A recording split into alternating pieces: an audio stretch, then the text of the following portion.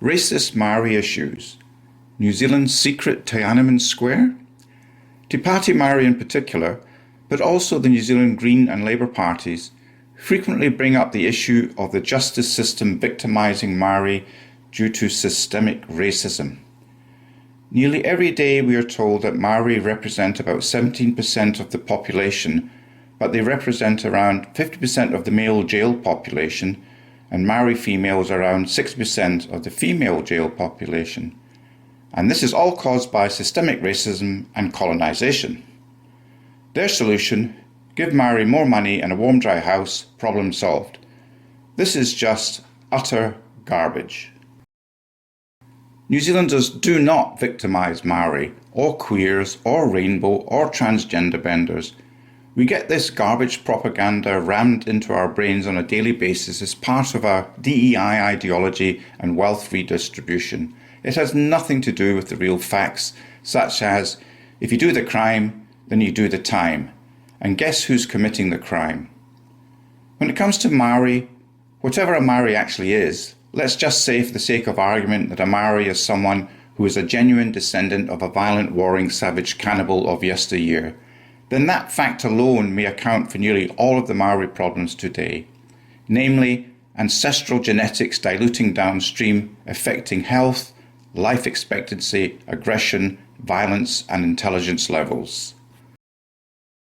Rather than talk about these issues openly, like sticking our heads in the sand and not talking about New Zealand's horrific suicide rates, it's easier to blame colonisers, fake the truth, fake the facts, blame poverty, and so on.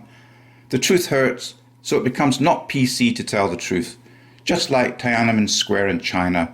That's far left ideology, that's Labour, Greens and Te Pāti Māori for you.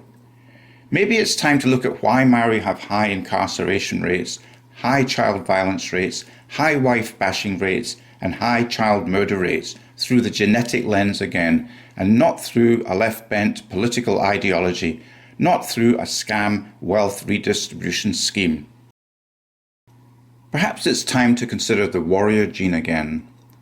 The MAOA gene provides the instructions for creating the enzyme monoamine oxidase A, MAOA, which is responsible for breaking down certain neurotransmitters in the brain. These neurotransmitters, like dopamine, serotonin, and norepinephrine, are important for regulating mood, emotions, and the body's stress response. The MAOA gene is also known as the warrior gene because studies have proven that low-activity versions of the gene are linked to increased aggression and violence. The warrior gene, being linked to the MAOA gene, emerged from research that showed that a low-activity variant of this gene, MAOA-L, was associated with aggression and risk-taking behaviour.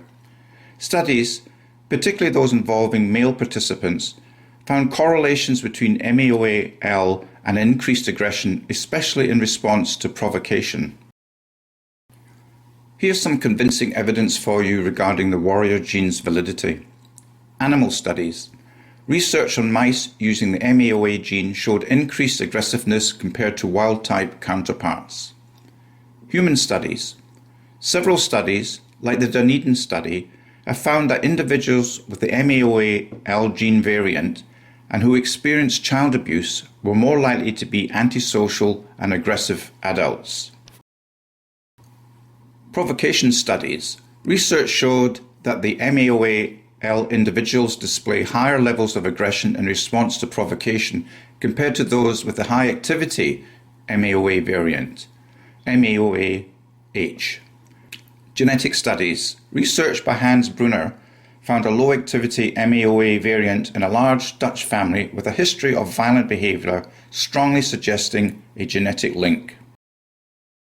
In conclusion, there is clear evidence suggesting that the MAOA-L warrior gene plays a significant role in aggression and violence traits in humans, and therefore should be given serious consideration once again by New Zealand politicians and the medical profession when trying to solve the poor health outcomes and high violence statistics which affect Māori more so than other ethnicities. Redistributing wealth and dishing out warm dry houses is political ideology gone nuts and won't solve the real problem.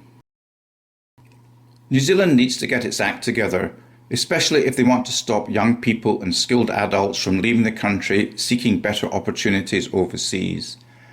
The country needs to address and resolve the deep-rooted systemic racism that exists, but not against the Maori population, it's against the rest of the population. There is only one way to do that, and that is to actually do it. Make New Zealand great again. One country with one people, one law, one vote, and one flag. Thank you for listening. WhangāreiTim.